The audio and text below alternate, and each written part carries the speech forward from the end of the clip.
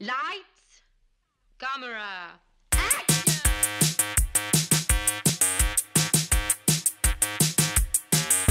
Aujourd'hui à l'émission, Attack of the Flower Boys, Hairspray et Spirited Away. Bienvenue à On jase de film.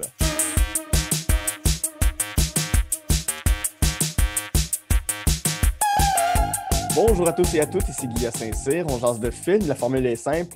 Je m'entretiens avec un invité ou une invitée de ses goûts en matière de cinéma, soit 3 coups de cœur, un film détesté et un plaisir coupable. Ce sont les Goods, the Bad and the Ugly de la cinéphilie de la personne que je reçois. Et aujourd'hui, justement, mon invité est l'autrice, humoriste, BDiste et illustratrice Marie-Hélène Racine-Lacroix. Allô, Marie-Hélène! Allô? Allô, comment tu vas? Ça va. Il est un peu tôt, là. On enregistre à 9h30. Puis moi, ouais. il y a du monde qui vont être comme, pardon, mais pour moi, c'est tôt.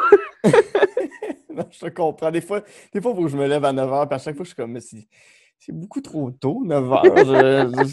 Je suis pas nécessairement un lève-tard. T'es une couche tard ou une... Je suis une couche tard, puis je suis une lève-tôt coquette obligée, mais Ouais. je ne fonctionne pas avant midi. Mm-hmm. Alors, bienvenue au podcast On jase du cycle du sommeil. Oui.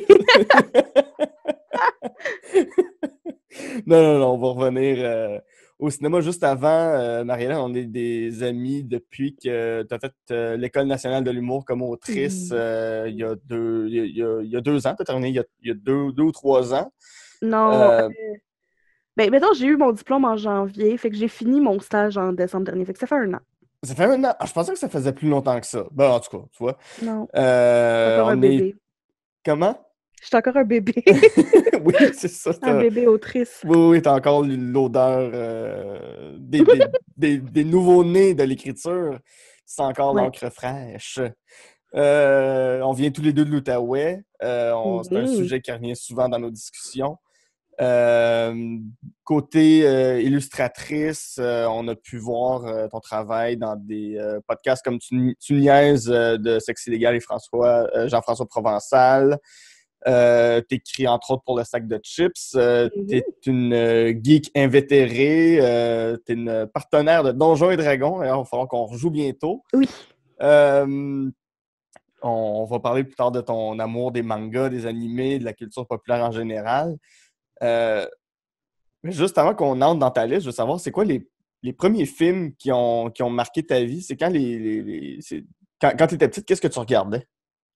Chez nous, on avait quand même une couple de films de Disney, mettons, mais j'ai jamais été princesse. Je me rappelle d'être petite puis de trouver ça un peu niaiseux, les princesses. Moi, je tripais sur les Sœurs dalmatiens. J'aimais les Aristochats, Enfin, j'étais juste comme... Je suis pas une furry, mais j'allais faire une joke de furry pour les gens qui savent c'est quoi, ils vont savoir, là. Mais... Faites vos recherches. Ouais. Mais j'aimais vraiment, vraiment beaucoup les Sœurs dalmatiens. Je me rappelle pas c'est quoi le premier film que j'ai vu au cinéma parce que c'est quand même arrivé jeune. La seule chose que je me rappelle, / on me l'a dit, fait qu'est-ce que je me rappelle ou je me rappelle qu'on me l'a dit, là, c'est que j'ai bu mon premier orange croche au cinéma, je l'ai craché sur le monsieur en avant de moi. Parce que j'étais pas prête pour les bulles. Puis pendant longtemps, j'aimais pas les boissons gazeuses parce que traumatisme, tu sais. Ouais. Je me rappelle d'avoir beaucoup aimé Le Roi Lion. Mais sinon, quand même jeune, j'avais pas nécessairement la patience pour regarder plein de films, mais j'aimais beaucoup les séries. Fait que moi, je me rappelle d'avoir vu beaucoup trop souvent mes cassettes de Pokémon. J'avais une couple d'épisodes là, en cassette, puis ça, je les ai regardés souvent, le film de Pokémon aussi. Fait que ça date quand même de tôt, justement, mon intérêt pour la culture japonaise avant même de comprendre que c'était japonais, Pokémon. Sinon, en vieillissant, les films d'Harry Potter, ça m'a marqué. Ouais. Même si là, j'ai comme une relation love-hate parce que avec mon œil d'adulte critique, je peux pas m'empêcher de voir comme les petits quirks béton de J.K. Rowling que je suis comme I'm enough. Mais genre j'ai tellement aimé ça. Donc oui, comme en vieillissant, ça c'est devenu clair que j'aimais les affaires geeks là. Que si je pouvais m'embarquer dans un monde imaginaire qui est fantastique, c'est sûr que j'embarquais. Fait que Mhm. moi, j'ai jamais aimé genre les comédies romantiques et ces affaires-là. C'est récemment dans ma vie que j'ai réalisé que genre, je suis capable d'en trouver que j'aime. Mais pendant longtemps, tu me parlais des films. Genre, tu veux voir une comédie romantique? Je suis genre, Yark, Ouais. vraiment pas.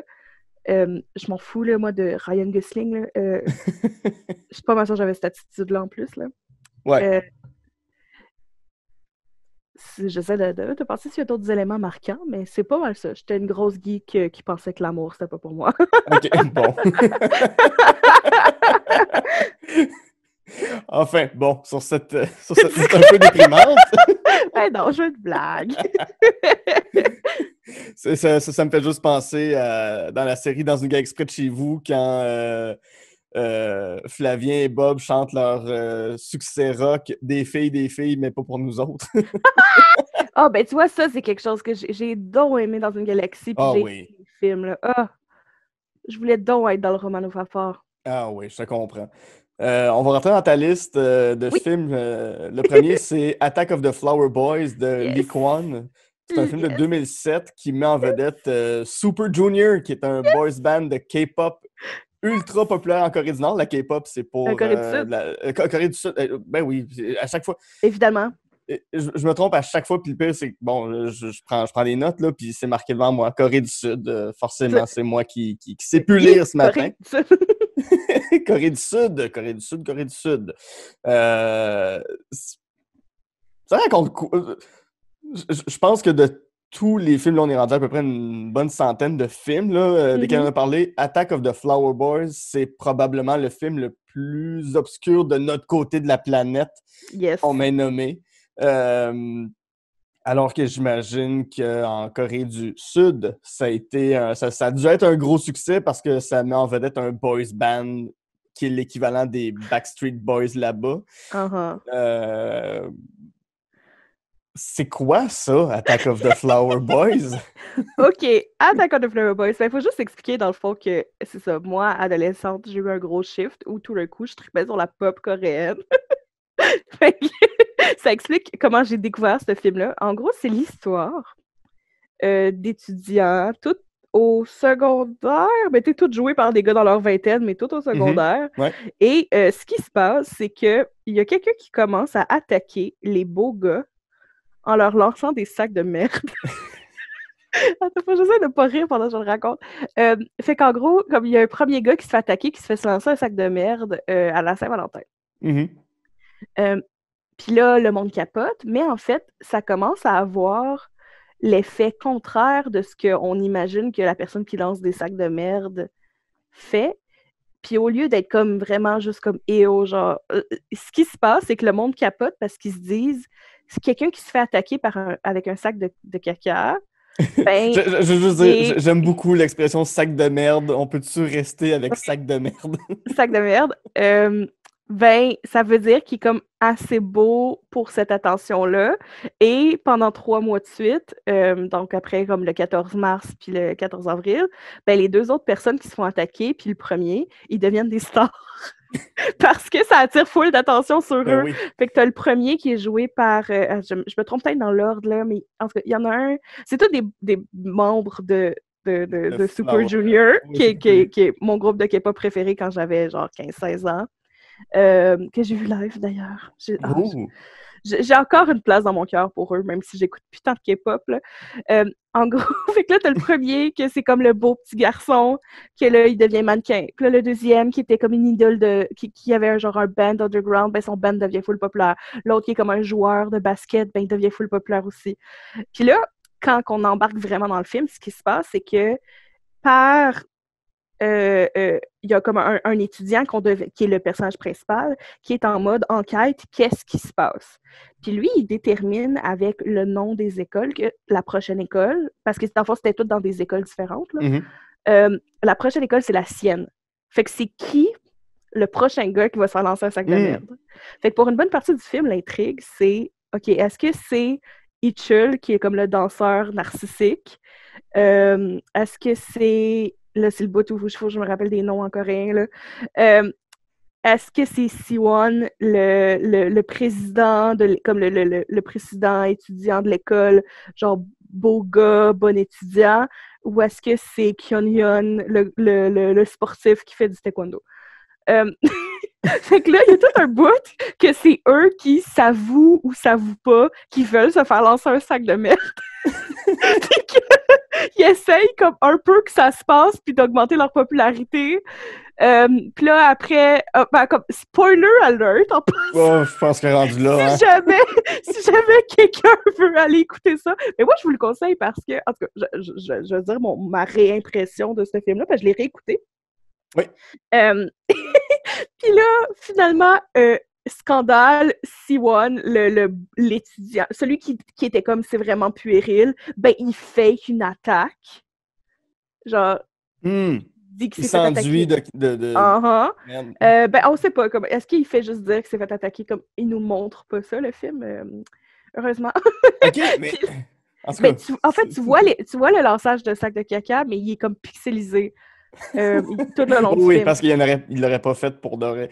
Oh, je trouve ça, là. Oh non, j'aurais préféré que nécessairement que ça en soit pour de vrai, mais que ce soit au moins du pudding ou... Ah non, en tout cas, je vais parler des effets spéciaux après, là. C'est tellement spécial. Puis là, en gros, là, ils réalisent que c'est fake, puis tout ça. Puis en tout cas, je vais skipper des bouts, là, parce que c'est quand même un long film, mais en gros, tout ce temps-là, celui qui faisait ça, c'était le personnage principal qui enquêtait. Ben oui. Ça a comme commencé comme une rébellion contre le culte des Pretty Boys. Puis finalement, ça s'est un peu reviré contre lui parce que finalement, le monde, on vouait un culte à ça. Puis à la fin du film, il rend service à son ami en il lançant de la barre. Seigneur. Puis c'est son ami qui devient populaire.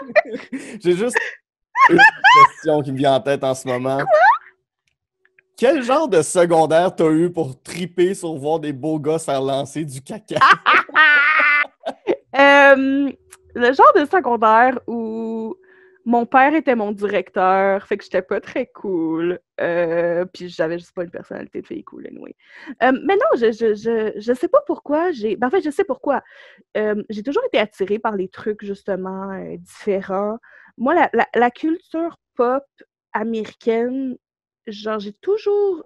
Ça a pris du temps avant que je trouve des trucs que j'aime. Puis genre, tu sais, mettons, les filles de mon âge tripaient toutes sur les frères Scott. Puis moi, genre, je les trouvais pas beaux. Hein. Ouais. Genre, j'ai toujours trouvé... Puis là, c'est la partie comme trop personnelle, mais genre, j'ai jamais trouvé les gars blancs populaires beaux. Genre, le modèle classique, là. Ouais. En vieillissant, je réalise que c'est peut-être aussi parce que je suis une personne queer, puis genre, l'hyper-masculinité, moi, jamais comme m'attire pas du tout. Fait que ces modèles-là, à la base, m'attiraient vraiment pas. Puis, ben, tu vois, c'est drôle parce que là, on enregistre ça alors que le beau Jay du Temple vient de sortir sa couverture d'Elle Québec, puis on commence à parler de justement, genre, briser la masculinité toxique puis tout ça. Mais moi, c'est une des premières choses que, pour moi, le K-pop a fait, c'est de m'offrir, d'une certaine façon, des modèles de masculinité qui sortaient de la masculinité occidentale, mettons. Qui n'avaient pas peur d'aller dans des codes plus féminins. Tu sais, au point où je me suis fait niaiser, là, au secondaire. Genre, on dirait des filles, puis j'étais comme, non, c'est pas des filles, c'est toi des gars, ils sont 13. Ah oui, parce que Super Junior sont 13 en passant. Puis... c'est pas un band, c'est un cirque. Oui. Mais je les aime tellement. Puis je suis pas mal sûre que je serais capable, comme tu me donnes une photo, je peux toutes les nommer encore, mais je les aimais tellement. Puis il y avait d'autres groupes, mais Super Junior, c'est vraiment le premier groupe sur lequel je suis tombée. Puis c'est dans le fond, j'avais un groupe d'amis qui tripaient sur les trucs japonais, puis moi, j'avais commencé à lire des mangas beaucoup. Un intérêt qui peut-être me vient, c'est ça, de ma jeunesse. Moi, j'ai adoré Sakura Card Captor, puis j'ai adoré Pokémon, puis Digimon, puis ces affaires-là. Fait que quand j'ai comme réalisé que ça existe encore quand je suis une grande fille de comme 14 ans, je me suis accrochée à ce groupe-là, puis il y en a qui écoutaient du K-pop. Fait que là, j'ai commencé à écouter du K-pop. Puis j'ai fait, oh mon Dieu, ils sont cool. Donc, quand j'ai su que Super Junior avait un film, oh my God! Mais ce qui est drôle, c'est que on parle d'Internet en genre 2008, là. Donc, c'était tellement compliqué, puis les sous-titres étaient faits par des gens qui parlaient clairement pas bien anglais. La première fois que j'ai écouté ce film-là, j'ai rien compris. Rien compris. Donc, moi, je pense que c'est ça qui m'a attirée vers tout ça. Puis aujourd'hui, en le réécoutant, je réalise aussi qu'il est drôle, le film. C'est un humour vraiment absurde qu'on retrouve beaucoup, mettons, dans la télé coréenne. Pas les dramas, mettons, mais c'est comme la télé de variété coréenne. Il y a beaucoup ce côté-là de genre game show un peu absurde. On prend un groupe d'idoles puis on s'en va leur faire une tâche pas rapport. C'est comme, hey, Girls' Generation, genre que vous êtes toutes des petites filles vraiment frêles et super belles. On s'en va dans un champ, vous faire travailler dans une journée, ça va faire une bonne émission. Tu sais, comme. Ouais. Il y a ce côté-là d'aller chercher, genre, l'absurde dans les trucs que je retrouve vraiment dans ce film-là, puis que je réalise aujourd'hui que ça ressemble quand même à mon humour, d'une certaine façon. Ouais, qui est pas nécessairement un humour. Entre guillemets, occidental. Là. C'est pas. Tu sais, je verrais pas nécessairement un film de Will Ferrell qui aurait cette prémisse-là, mettons. Non, tu sais, comme puis on fera pas un film avec genre Dead Obies. Qui sont aussi un cercle de 13 à 40 personnes selon les shows. Ben oui, qu'on va mettre comme dans un contexte qui sont à l'école secondaire, puis c'est des beaux gars, genre, comme on fera pas ça, tu sais. Effectivement. Je sais pas pourquoi Dead Obies, c'est ça qui m'est venu en tête, là, mais ça me fait rire. Puis il y a plein de problèmes avec la K-pop, j'en écoute plus tant, puis tout ça, mais en même temps, c'était comme l'échappatoire parfait là, quand j'étais au secondaire. Mais ça me fait rire parce qu'aujourd'hui, c'est rendu plus accepté. Genre, BTS est un groupe international. Puis moi, genre, en même temps, je suis contente pour les jeunes fans de K-pop. Puis en même temps, il y a une personne qui est jalouse parce que c'était compliqué être une fan de K-pop des années début 2010, puis avant ça, là. C'était compliqué, là. La seule place que j'avais trouvé des DVD puis des CD, c'était comme une place dans le quartier chinois d'Ottawa que finalement, la moitié des DVD marchaient pas parce qu'ils étaient comme gravés puis ça marchait pas. Oui. C'est ça, ou aller voir un marchand itinérant à New York qui a plein de DVD de Harry Potter copiés dans son manteau. Il ouvre son manteau puis il y a plein de DVD tous plus louches les uns que les autres, là, filmés à même la salle de cinéma. Là. Un vendeur de Potter. Ouais, puis écoute, mais mon addiction, mon obsession était... J'ai étudié le coréen pendant 3 ans. Ah, là. ouais. Je suis allée en Corée. Mm-hmm. Puis je veux y retourner. Là. J'ai vraiment, vraiment aimé ça. Puis le coréen est une super belle langue. Mais ouais, ça explique comment je suis tombée sur ce film-là. Ouais. Puis c'est ça, en le réécoutant, pour vrai, j'ai ri. C'est vraiment drôle. Il y a des bouts un peu longs, là, comme il y a des bouts de fanservice qu'on appelle, là, qui est genre, on va prendre ce beau gars-là puis on va faire des shots où il est beau. Là. Je me plains pas. Ça me dérange pas. Ouais. Mais, tu sais, comme, ça nuit un peu au rythme, mettons. Mais à part ça, c'est quand même vraiment drôle. Parce que c'est tellement absurde. Puis en le réécoutant aussi, je pense que, tu sais, mettons, quand j'étais plus jeune, je l'aimais le film, mais je le trouvais juste weird. En le réécoutant, je réalise comme, le film s'est jamais pris au sérieux. Ouais, c'est fait pour être niaiseux, finalement. C'est fait pour être niaiseux. C'est fait pour... On fait un film drôle avec des idoles. Puis that's it. Oh, puis il y a un panda. Il y a un gars qui, tout le long, il est en mascotte de panda. Puis comme, pourquoi? Il y a un panda. Il y a un panda. Ah oui, puis ça finit bien sûr avec... il y a étrangement pas beaucoup de musique dans le film pour un groupe de musique, mais ça finit avec une grosse toune que j'ai encore dans la tête des fois. Puis un numéro de danse, bien sûr. Bien sûr. Super, je pense que ça fait le tour pour Attack of the Flower Boys. Pour vrai, ceux qui ont envie de l'écouter, faites-le, écrivez dans les commentaires. Écrivez à Marie-Hélène. Écrivez-moi, je veux propager ce film-là. Prolonger cette discussion-là. S'il vous plaît. Ton prochain film, c'est Hairspray de Adam Shankman de 2007 qui met en vedette John Travolta, Michelle Pfeiffer, Christopher Walken, Amanda Bynes, James Marsden, Superman. James Marsden. Non, c'était le gars dans les X-Men Cyclope. Il y a Queen Latifah, Zac Efron, parlant de pop star populaire d'une autre époque. Et ben, surtout Nikki Blonsky. Ça raconte quoi, Hairspray, pour les gens qui ne l'auraient pas vu? Hairspray, c'est la très belle histoire d'une fille grosse qui tripe sur. C'est important, là, je ne suis pas juste. Non, Qui non, non, tripe on comprend. sur l'émission, ça se passe au genre des années 50, 60, qui tripe sur l'émission qui passe après l'école de danse puis de chansons. Et dans le fond, comme elle, son rêve, c'est d'être sur cette émission-là. Puis dans le fond, c'est ça, l'histoire au complet, c'est vraiment elle qui réussit à se ramasser là parce que Colin, elle danse bien, malgré le fait que genre la directrice de l'émission est comme on veut pas une grosse sur l'émission, malgré le fait qu'elle est super vocale par rapport à son soutien et son amour de la communauté noire qui sont ségrégés. Ils ont une comme l'émission est complètement blanche à part une fois par mois qui est le Negro Night, que là c'est juste justement des danseurs afro-américains. Puis elle a triple là-dessus, elle trouve que c'est la meilleure nuit, comme c'est la meilleure soirée. Puis elle a raison. Dans le fond, elle se ramasse à un moment donné en retenue. Puis tout le monde en retenue, bien sûr. Je dis bien sûr parce que c'est dans l'univers du film, là. C'est des jeunes noirs, puis elle devient amie avec eux. Puis là, c'est ça, par la bande, le beau gars de l'émission, Zac Efron, bien sûr, la voit danser, puis fait « Mais t'es bonne, faut que tu viennes à l'émission, tu sais. » Malgré le fait qu'elle a été ridiculisée aux auditions par la directrice, la grande madame maigre et blonde, bien sûr. Et dans le fond, il y a aussi tout un sous-thème de, justement, libération des droits civils, parce qu'elle finit par se ramasser avec, justement, ses nouveaux amis dans des manifestations pour ça.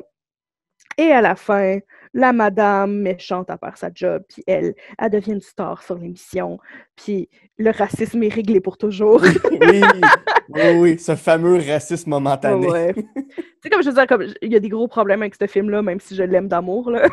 Mais pareil, tu sais, ça ressemble à peu près à ça, là. Puis elle finit avec Zac Efron. Ah, bien sûr, bien sûr. Mais ça, c'est intéressant parce que c'est un des rares films où la personne qui est grosse, dans ce cas-là, c'est une fille, ce qu'on voit très, très peu à l'écran. Puis elle est drôle, pas assez dépend non plus. Non. Mais moi, c'est elle qui lead le comique. Puis ouais, c'est juste très rare qu'on puisse voir ça. Pourquoi, toi, ça te touche autant? Ben justement, c'est un podcast audio, alors je vais briser le suspense. Je suis une femme grosse. Puis moi, c'est... Je me rappelle de l'avoir vu quand j'étais jeune, puis d'avoir vraiment aimé ça, juste parce que c'est une... Ah oui, détail, c'est une comédie musicale. Oui. Puis c'est une bonne comédie musicale. C'est tellement bon, puis c'est joyeux, puis ça danse, puis ça chante. Puis je me rappelle d'avoir vraiment aimé ça quand j'étais jeune. Point. Je le revois l'année passée. Puis je fais « Hey! C'est le seul film de ma vie où j'ai vu une femme qui me ressemble, qui n'est pas une joke. Une femme qui me ressemble, qui danse, puis que c'est pas une joke. Une femme qui me ressemble, puis qui finit avec le beau gars, puis que c'est pas une joke. » Puis c'est fou que ça a pris... Puis je peux pas te nommer d'autres films qui font ça. Je peux pas te nommer d'autres films qui font ça. Et ça peut avoir l'air absurde pour certaines personnes, mais c'est tellement important, la représentation. Puis c'est fou parce que moi, en ce moment, dans ma vie, je suis dans un gros processus d'acceptation de moi. Puis comme je te dis, genre, je veux dire, je m'aime, là. Je l'aime, mon gros cul, là. Comme à un moment donné, tant mieux, là. Mais ça reste qu'on vit dans une société hyper grossophobe où je me fais dire constamment que je suis pas assez ou que je suis trop quelque chose ou que je mérite pas l'amour ou que je mérite le mauvais traitement que je reçois d'autres personnes. Fait que d'avoir un film où c'est correct, ça fait tellement du bien, là. Je veux dire, comme il y a une couple de calls pas nice, là, comme il y a quand même une couple de jokes, mais c'est quand même correct. Comme j'ai quand même un gros amour pour ce film-là. Tu sais, c'est ça. C'est comme il y a une couple d'affaires maladroites dans ce film-là, mais c'est comme un petit baume, tu sais. Mhm. Il y a, Euh, t'as écrit un texte, je mettrai en référence aussi, puis j'invite vraiment tout le monde à le lire. Ça s'appelle Une grosse blague, une réflexion mhm. sur ma grosseur et sa relation avec l'humour, que tu as publié sur le site 10octobre.com. Justement, tu parles de quoi, dans quel contexte tu as écrit ce texte-là? Parce que tu fais référence, me semble, à Hairspray dans ce texte-là de mémoire. Ah oui, je le mentionne, je pense. C'est rendu un peu loin dans ma tête, là, puis moi, j'ai comme la pire mémoire au monde, et que j'écris de Ouais. quoi, puis après, je suis comme... Et puis là, des fois, je me relis, puis je suis comme, ah oui, c'est vrai, j'écris bien. Mais en gros, j'ai écrit ça après la controverse Maxi de cette année. Oui. Pour les gens qui ne se rappellent pas, Maxi a sorti une publicité sur les produits québécois où Martin Matt portait un fat suit. Puis en Mhm. gros, la grosse joke, c'était j'ai tellement mangé de bons produits québécois que je suis rendu gros. Ouais. Puis là, ah, Publicité qui a été retirée par Maxi d'ailleurs, Ouais. suite au tollé que Oui. ça a suscité. Puis là, je me sais plus c'est quoi qui trempait dans de la sauce brune, mais en gros, il buvait de la sauce brune. Tu sais, Mhm. comme gros stéréotype de genre, haha, un gros qui mange beaucoup, tu sais. Ouais. Puis il y a eu beaucoup, beaucoup, beaucoup de débats là-dessus. Ce que je trouve quand même pertinent, c'est des débats pertinents à avoir. Mais moi, j'ai trouvé ça difficile parce que dans le fond, tu sais, genre, je veux dire, comme 90% de mon Facebook, c'est du monde de l'humour. Fait que beaucoup de monde était en mode, ben là, on peut plus faire de blagues, on peut plus rire, quoi de fois qu'on peut plus rire des gros, excuse-moi, je suis Mhm. sacré. Puis moi, j'étais là, puis genre, tout ce temps-là, j'étais comme, ah, là, on parle de mon corps, puis je suis comme, Ouais. pas bien. Ouais. On te demande Euh, pas ce que t'en penses. ouais, puis j'ai un peu de la misère avec l'argument, on peut plus rien dire, quand quelqu'un est en train de nous, un groupe de personnes nous dit, ça, c'est nuisible, ça nous fait mal. Mhm. Parce que c'est une compagnie, tu sais, Maxi, c'est une compagnie privée Ouais. qui a décidé d'enlever sa pub parce que ses clients étaient fâchés. Ouais. Comme, c'est pas le gouvernement qui a dit on peut plus faire de jokes de gros, là. C'est c'est le capitalisme qui a fait Mhm. une décision capitaliste. Euh, donc, c'est ça. Déjà, à base, j'avais comme un gros problème avec comment ça s'est passé. Puis, dans le fond, dans mon texte, j'attaque personne. Mon but, c'est vraiment juste de parler du fait que moi, j'ai grandi en étant terrifiée d'être grosse, Mhm. puis en devenant grosse, en vieillissant, en réalisant que mon corps était une joke Mhm. depuis que je suis toute petite, tu sais. Ouais. Puis je veux dire, j'étais même pas grosse quand j'étais petite, mais je me faisais dire que j'étais grosse. Fait que, rendu là, on n'embarquera pas dans la dysmorphie, là. Mais, tu sais, moi, je me rappelle de punch que la joke, c'est carrément Yark est grosse. Mhm.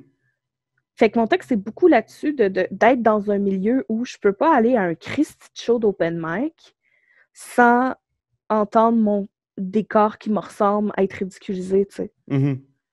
Mais en tout cas, je vous invite à le lire parce Oui, que oui, c'est oui, beaucoup mieux écrit un puis bon dit texte. quand que j'ai le temps de corriger mes fautes puis de réfléchir. Mais ouais, non, non, j'invite vraiment tout le monde à aller lire ce texte-là. Je pense que c'est un texte qui est encore important aujourd'hui, là, même sans le contexte de la publicité de Maxi. Je pense que ça vaut vraiment la peine d'être lu. Donc, ben, c'est ça, on vient de jaser de Hairspray.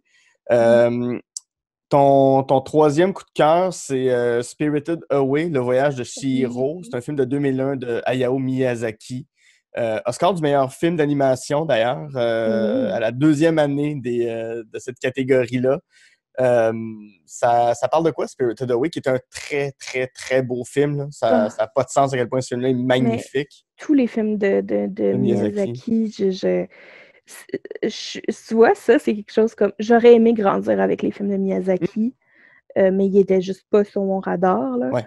Euh, c'est des films magnifiques que je trouve intelligents, puis tout ça. Puis Spirited Away, le voyage de Chihiro, c'est l'histoire d'une petite fille qui, avec ses parents, s'arrête devant un tunnel, ils le traversent, puis ils savent pas, mais ils sont rendus dans le monde des esprits, genre. Mhm. Puis ses parents se font tenter par un espèce de buffet qui est juste laissé là, Ouais. comme c'est comme dans le fond, comme s'il y avait un resto, mais la personne n'était pas là, puis ils se disent bon, on va manger, puis on va payer après, tu sais. Et ils deviennent des porcs. Puis dans le fond, ce qu'on apprend, c'est que c'est tout comme un resort pour esprits. Ouais. Et Shiro se ramasse prise là-dedans où elle doit trouver une façon de récupérer ses parents qui sont d'un départ et de se sortir de tout ça. Puis elle se fait des amis, puis des ennemis pendant tout ce trajet-là. Mhm. Elle travaille. Puis c'est ça, c'est quelque chose que je trouve qui est difficile à expliquer quand on explique juste l'histoire avec les films du studio Ghibli en général, puis de Miyazaki. C'est que c'est comme un film. On dirait que le mot qui me vient en tête, c'est atmosphérique. Ouais. C'est comme. Il y a des bouts que je peux même pas tant. Comme il y a des éléments de l'histoire qui sont pas importants que je te dise pour qu'on comprenne l'histoire, mais qui font partie du world building, puis qui rendent le film tellement intéressant. Mhm. Ah, C'est c'est comme. riche comme film. Tu sais, comme. Et puis l'histoire, je la trouve bonne, j'adore l'histoire. Mais moi, ce qui m'attrape, qui m'accroche avec ces films-là, c'est j'ai l'impression on me fait une peinture d'une grande scène, d'un grand univers Ouais. dans lequel je peux complètement plonger. Oui, oui, oui, oui, t'as envie d'aller vivre dans ces films-là. Ce que j'aime personnellement des films de Miyazaki, c'est que même si c'est un film pour enfants, même si c'est un film qui s'adresse aux tout petits, des fois aux plus vieux, il y a toujours une pensée, un message social qui Oui. va être véhiculé. Puis dans Spirited Away, en lisant sur le film, en fait, c'est que quand Miyazaki a fait le film, il y avait un problème de prostitution juvénile au Japon. Mhm. Puis c'est un film qui parle de ça. En fait, les parents qui se font transformer en cochons, c'est des parents qui se font graisser la patte par des proxénètes Mhm. pour attirer des jeunes femmes. Puis quand elles se retrouvent dans un espèce de train avec des hommes sans visage, ce sont les clients. Au Japon, c'est des tenancières de bordel. Souvent, ça va être des femmes qui Oui, vont diriger les bordels. puis dans le film, la méchante, c'est une sorcière qui dirige l'espèce de spa resort, Oui, justement. Ouais. c'est ça. Non, non, c'est un grand film, mais c'est ça, mais tu le dis, c'est l'univers qui est construit autour, mais plus largement aussi, qu'est-ce que t'aimes des mondes de Miyazaki? On pense à des films comme Mon voisin Totoro, Princesse Mononoke. Princesse Mononoke, ouais, c'est ça. Tous les films des studios Ghibli. Comment t'as Oui. découvert ces films-là? Tu sais, t'as dit que c'est arrivé plus tard, mais comment t'es Ah embarqué ben, dans ce train-là? je suis juste une grosse otaku weeb, là. Fait qu'à un moment On donné, peut-tu tu te sais. définir otaku, oui? Oui, dans le fond, je suis une fan de trucs japonais, là. Je suis une OK. fan d'anime et tout ça. C'est un terme un peu dérogatoire, là. Je l'utilise un peu ironiquement, là. Euh, je suis juste tombée là-dessus. Tu sais, c'est le genre de truc que la seconde que tu tombes sur une liste de recommandations, comme c'est là, Ouais, comme de trucs japonais à regarder, c'est sûr qu'il y a un film de Miyazaki dedans. ouais. Euh, Mais je pense même que C'était Spirited Away est comme dans la liste des 1001, tu sais, dans le livre 1001 films, l'espèce de grosse brique, 1001 films à Ouais, voir mais dans ça votre vie, m'étonne, là. ça m'étonne même pas, là. Il est là, c'est C'est sûr. c'est- c'est- c'est un excellent film. Ouais. Euh, on dirait que c'est comme le film de mes trois que je suis le moins gênée qu'il soit là. Parce que, Voyons, non, non, mais non, non, mais je suis pas faut gênée, je suis pas pas. gênée. C'est juste, ça me fait rire parce que, tu sais, après, on va parler d'un de mes plaisirs coupables. Puis ça a été difficile de trouver un plaisir coupable parce que dans la vie, je trouve que ce que j'aime, j'aime les plaisirs coupables de d'autres mondes, non Ouais. ironiquement, là. Mais Spirited Away, c'est comme, mais en fait, c'est ça, tous les films du studio Ghibli. Euh, c'est ça, j'ai l'impression d'avoir une collection de portraits d'univers à explorer. Puis c'est ça, je suis tombée là-dessus. C'est ça, ça a été pendant longtemps dans ma liste de trucs à voir. Puis à un moment donné, j'ai fait le saut, puis j'ai commencé à les voir. Puis j'ai fait Mhm. voir que j'ai entendu longtemps comme ça avant de les Ouais. regarder. Parce que Oh, c'était oui. sûr que j'allais aimer ça. C'était certain que j'allais aimer ça. Je pense que le premier que j'ai vu, c'est Totoro, Mhm. qui est vraiment cute. Qui est C'est un vraiment des. beau. Oui.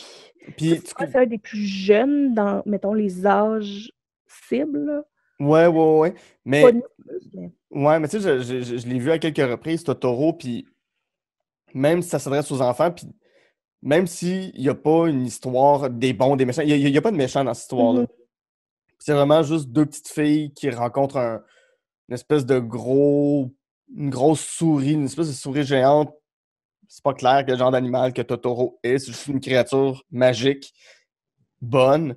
Euh, Ouais. mais il y a un bout où je sais pas pourquoi tu te mets juste à pleurer tellement ou être pris d'une émotion hyper chargée, même si, Mm. oui, il y a des grandes émotions qui sont véhiculées dans le film, mais je sais pas, je trouve que dans celui-là, ça vient tellement me chercher pour des raisons qui peuvent paraître futiles, mais à des moments précis dans le film, je suis vraiment pris à la gorge par les émotions qui sont Oui. traduites par les enfants.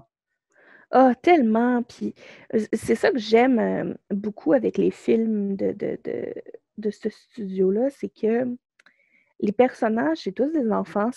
Je pense que c'est pas mal tout le temps des enfants, Souvent, ouais. mais sont bien écrits. Souvent, c'est des petites filles, mais pas des petites filles, comment dire? C'est pas des petites filles comme que je voyais dans les films quand j'étais jeune, puis que je me disais, ah, moi, je suis pas comme les autres filles parce que Ouais, ils étaient toutes gossantes, genre. ouais. Parce que j'ai eu une phase, je suis pas comme les autres filles parce que je vais être unique dans la On a vie. toute une Ah. phase, je ne suis pas comme les autres. Ouais, c'est ça, tu sais. Mais c'est pas des petites filles, genre, gossantes comme écrit pour des émissions comme américaines, mettons. Genre, comme. C'est, c'est, c'est des personnages intelligents, sensibles, comme que je crois. Tu sais, j'y vois, puis je trouve qu'ils. c'est- En fait, c'est ça, ils sont intelligents puis sensibles comme des vrais enfants. Mhm. Ouais, Tu sais. Fait que oui, c'est des enfants, puis ils ont des réflexes d'enfants, mais un enfant, c'est intelligent, un enfant, je trouve que dans ces films-là, il y a beaucoup d'amour pour les personnages, puis ça, c'est quelque chose que j'aime vraiment beaucoup.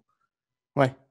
Tu sais, même juste d'un point de vue comme autrice, c'est quelque chose que je trouve super inspirant. Tu sais, comme, peu importe comment fantastiques les univers de Miyazaki sont, je crois aux personnages.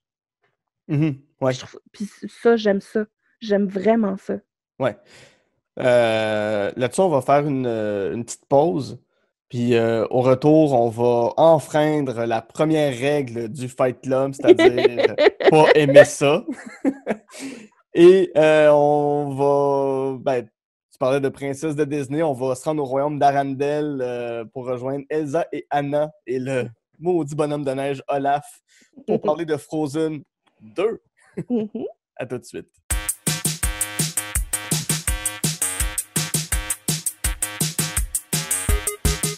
J'adore enregistrer On jase de films. Ça me permet de partager avec vous ma passion première qui est le cinéma et avec des invités formidables.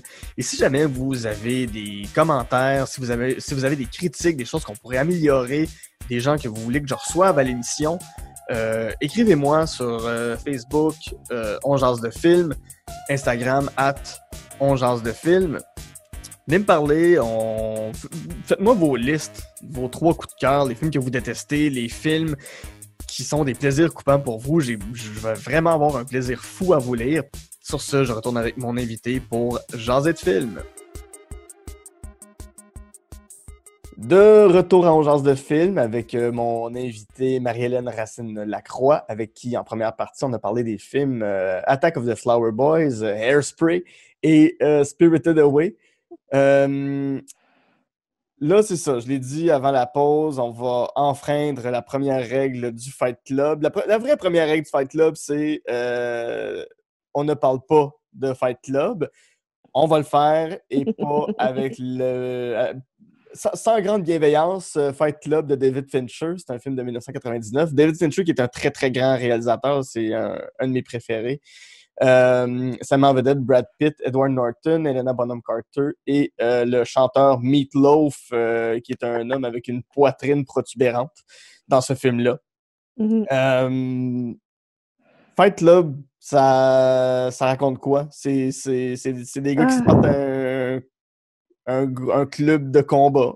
Je vais essayer d'être honnête Oui, dans mon explication. C'est quand même une exploration de la santé mentale. Puis, dans le fond, ça part avec un gars qui fait de l'insomnie, ouais. qui, c'est ça, comme, dans le fond, juste fuck up sa vie en commençant à être violent pour le fun.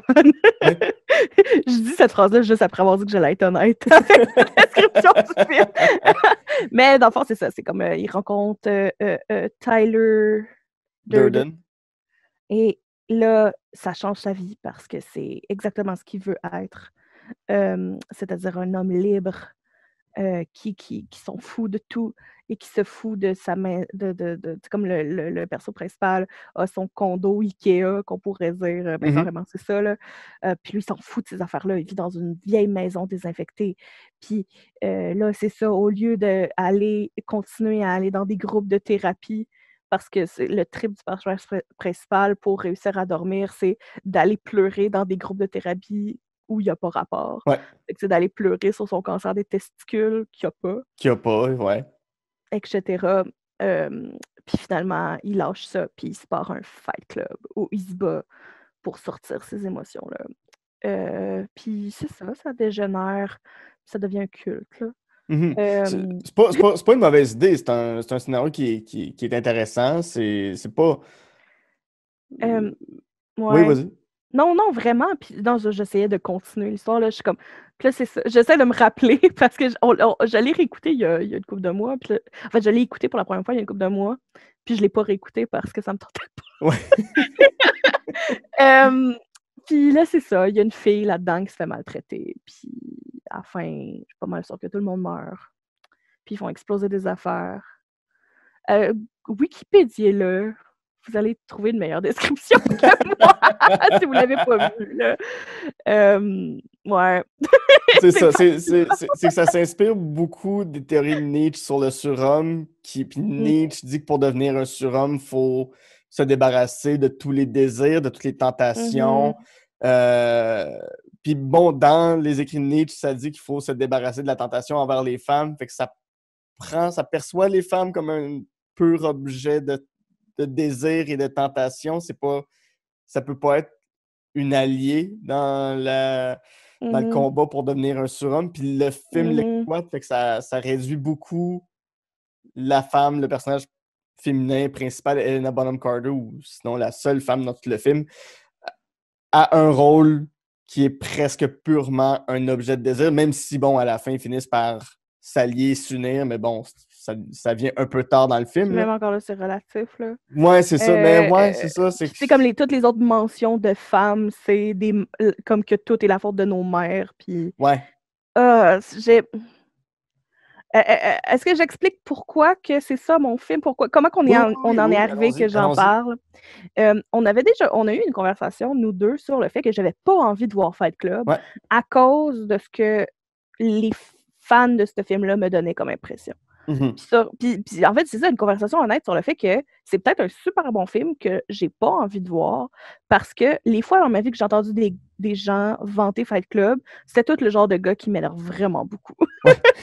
Puis comme, c'est tous des gars un peu douches qui pensent que c'est profond d'avoir envie de se battre. Fait que là, je me suis dit, tu m'avais dit que ça serait peut-être une bonne idée que j'en parle, puis j'ai dit, ben là, je peux pas en parler si je l'ai pas vu, tu sais. Fait que j'ai enduré le film. Mais moi, j'espérais sincèrement me tromper. Ouais. J'espérais sincèrement arriver puis te dire « Hey, j'ai adoré ça. » Et ça s'est pas avéré. Vraiment pas, vraiment pas. Dans le fond, ce qui s'est passé, c'est que, tout le long, je te textais « Ben voyons que ça fait juste une demi-heure que je suis là. » Ben voyons qu'il reste 1h30. J'ai trouvé ça long, j'ai trouvé ça pénible, j'ai trouvé ça... je veux pas dire prétentieux, parce que je trouve ça prétentieux de dire que quelque chose est prétentieux, mais j'ai juste vraiment pas aimé ça. J'ai juste vraiment, vraiment pas aimé ça. Puis, en même temps, pour être honnête, je l'écoute en connaissant le punch. Parce que, encore une fois, alerte au divulgateur. En même temps, écoutez pas un podcast sur le cinéma qui parle de films si vous voulez pas divulgateur. Mais alerte au divulgateur, tout ce temps-là, Tyler Durden était dans la tête du personnage principal et c'était sa manifestation, justement, de qu'est-ce qu'il veut être. Puis c'était lui qui vire fou à cause du manque de sommeil. Fait que je l'ai écouté en sachant ça. Fait que j'ai quand même pas eu le gros twist. Mais en même temps, je l'ai écouté en comprenant les clins d'œil que ça faisait à ça, tu sais. Je veux dire, il n'est pas inintéressant, le film. Je suis sincère quand je dis que j'aurais voulu aimer ça. À base, c'est juste pas un film pour moi, là. En même temps, quand on regarde les 3 films que je vous ai parlé... on est loin de Fight Club, disons. Genre, j'aime les affaires qui me mettent de bonne humeur. J'aime les affaires drôles dans la vie. Fait qu'un film sale, avec comme du monde qui se bat, puis qui c'est juste violent, puis pas propre, puis déjà à base, ça vient vraiment pas me chercher. Mhm. Mais je suis capable, là. Je suis capable pareil, là. J'ose espérer que je suis relativement flexible dans mes goûts de trucs, mais euh, Fight Club, c'est que j'ai trouvé ça, euh, c'est ça, long puis pénible. Puis tout le long, je me disais comme, va en thérapie. Ouais, il y J'avais a comme, beaucoup de ça. Ouais, ouais, ouais, beaucoup de choses ouais, qui tu sais, comme, régler. j'avais un peu Ça, c'est pour l'impression vrai, de là. voir, genre, un dude sur Tinder qui dit comme, moi, je veux vraiment pas de drama, alors que c'est lui qui maltraite les femmes, puis c'est pour ça que ça fait du drama. Comme, Ouais, j'avais un peu l'impression de voir comme quelqu'un chialer quand que c'est lui le problème. ouais. Il y a quelque J'ai chose qui pas fait très. excité, Ouais. Il y a quelque mais chose qui fait très aller à l'école de la vie dans Fight Club. ouais. Puis c'est comme, puis je veux dire, il y a des parallèles, comme il y a quand même des choses vraiment intéressantes dans ce Mhm. film-là, tu sais. On peut faire un parallèle entre le capitalisme puis le fascisme, que l'espèce de prison dans laquelle il se trouve au début du film, qui est le capitalisme, finalement, c'est pas mieux que le fascisme qu'il a créé à la fin du film, parce Ouais. que carrément, il a créé un culte à la fin du film, Ouais, là. ouais, ouais, ouais, ouais. Puis qui est carrément autoritaire, puis c'est de la grosse violence Ouais, et sale, très masculiniste. très masculiniste. Déjà, tu sais, il y a ça, moi, ça me rebute, c'est que je trouve pas que c'est clair, la position du film par Mhm. rapport au sexisme. Euh, on pourrait, là, le dire que c'est une critique, parce qu'ultimement, il est pas... On n'est pas supposé le trouver glorieux, le Ouais. personnage principal, mais le problème, c'est que c'est ça qui est arrivé.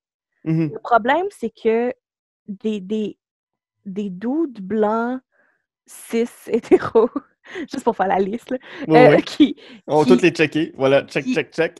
idolâtrent Tyler Durden en mode, comme qui comprennent pas le niveau, il y en a vraiment beaucoup. Ouais. Tu sais, comme moi, pour vrai, un gars qui me dirait mon film préféré, c'est Fight Club, ça serait un gros red flag. Ouais. Comme, Est-ce que tu vas bien? c'est comme, t'as-tu besoin d'un câlin? Ouais. As-tu T'es- besoin de C'est ça, c'est que thérapie? t'es pas censé aimer ce personnage-là. Tu sais, il y a des personnages que tu peux trouver intéressants, mais t'es pas censé leur vouer un culte.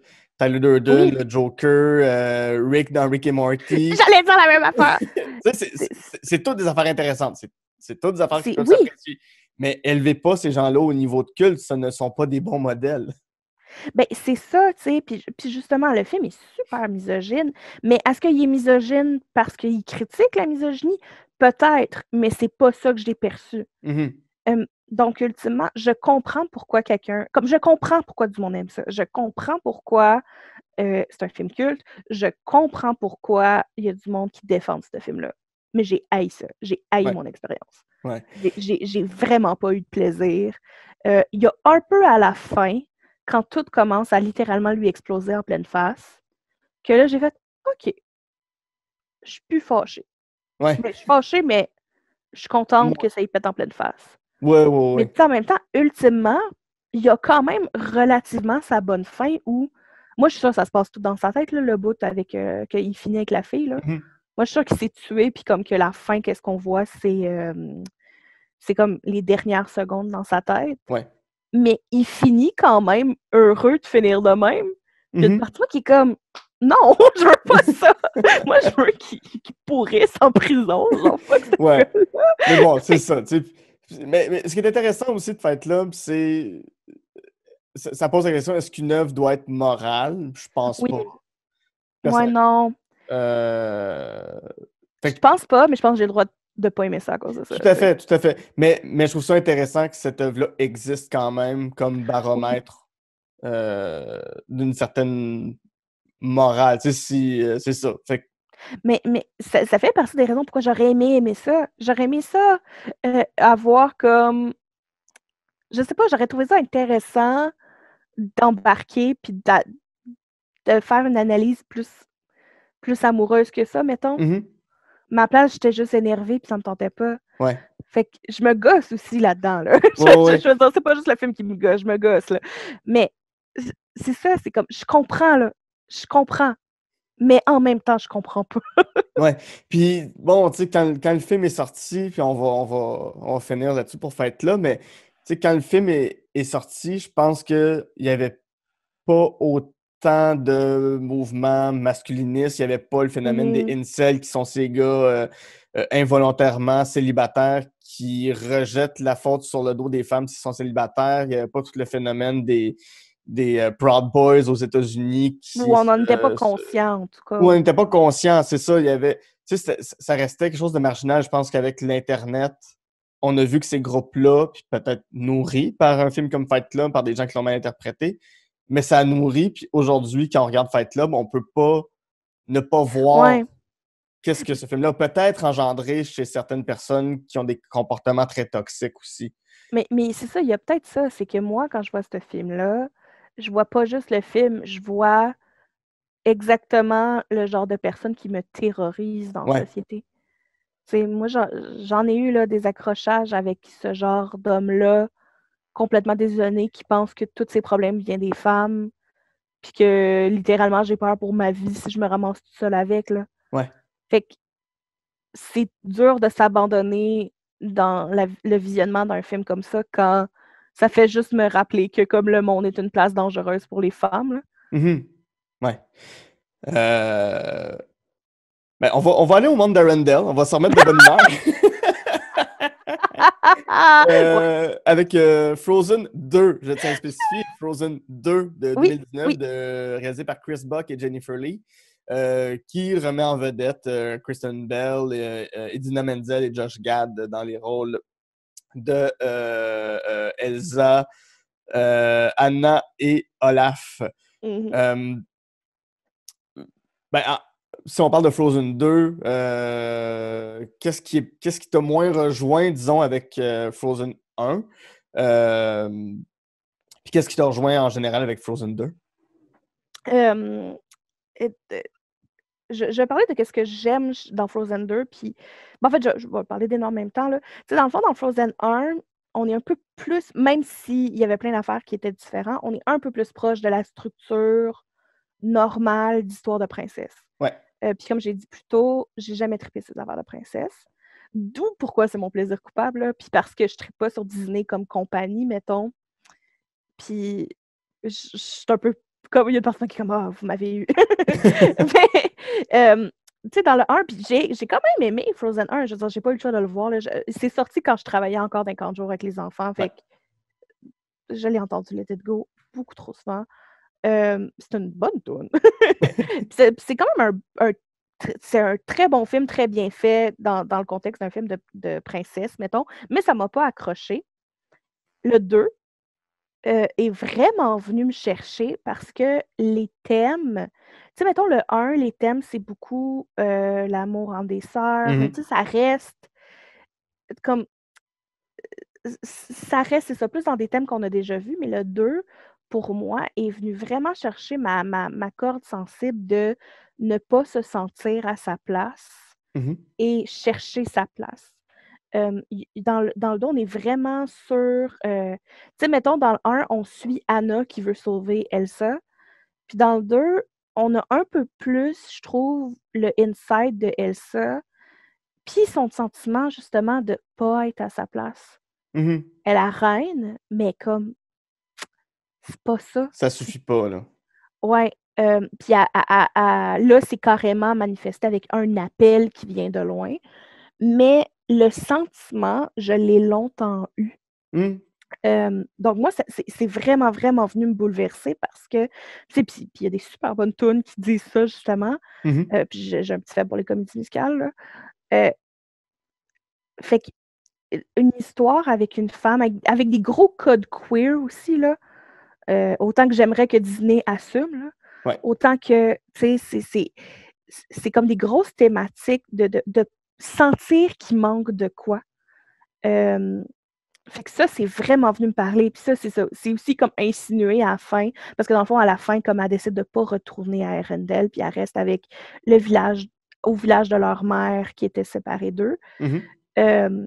Puis il y a comme un peu un sous-entendu qu'elle finit avec la fille dans le village. Puis moi, OK. genre, yes. Ben oui. Je trouvais que ma liste n'était pas assez queer. C'est ma mini représentation queer. Là. Puis ça, c'est vraiment, vraiment venu me chercher. Puis aussi, je trouve que le film, il, il- il gère bien la question. Il y a comme des thèmes de colonialisme carrément qui sont super bien amenés, je trouve, pour les enfants.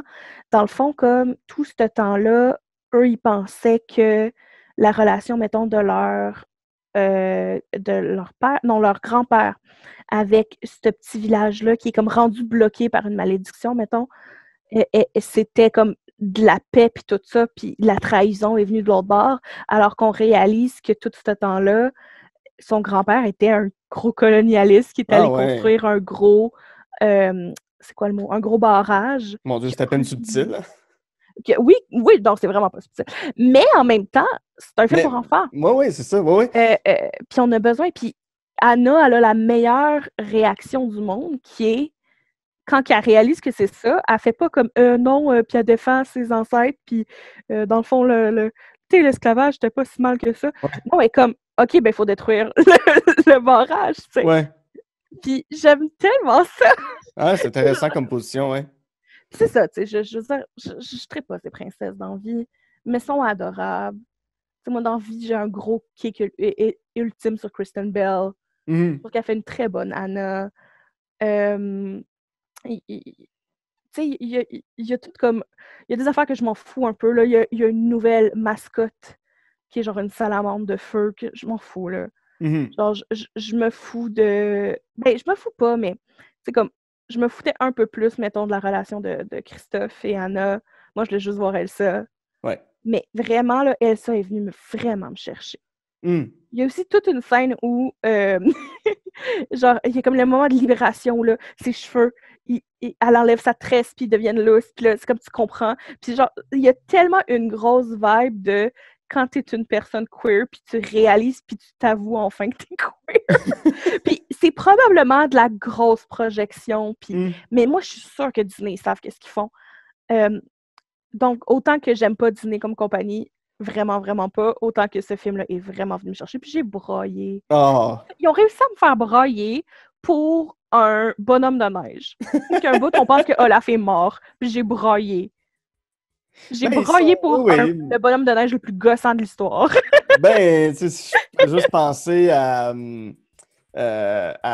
Inside Out de Pixar. J'ai pleuré pour un personnage imaginaire fait en barbe à papa, tu sais. Non, mais c'était vraiment bon, Inside Out. C'est tellement bon. Mais ce sera pour un autre épisode parce qu'on arrive à la fin de On jase de film. Marie-Hélène, c'est toujours un plaisir de te parler. Ça a été un plaisir de te recevoir sur l'émission. Si les gens veulent suivre ce que tu fais, où est-ce qu'on va sur les réseaux sociaux? Ben, je m'appelle Marie-Hélène Racine-Lacroix, puis je suis la seule qui s'appelle comme ça. Fait que je suis quand même facile à trouver. Je suis pas super active en ce moment, mais je vous prépare une pas surprise. Je veux commencer à streamer bientôt. Dès que je reçois mon nouvel ordi, en fait. Je veux jouer à des jeux vidéo, puis faire des niaiseries. Fait que ça va s'en venir. Fait que suivez-moi sur Facebook ou Instagram et vous allez voir quand ça va arriver. Excellent. Là-dessus, mon nom est Guilla Saint-Cyr et avec mon invité Marie-Hélène Racine-Lacroix, on a jasé de film.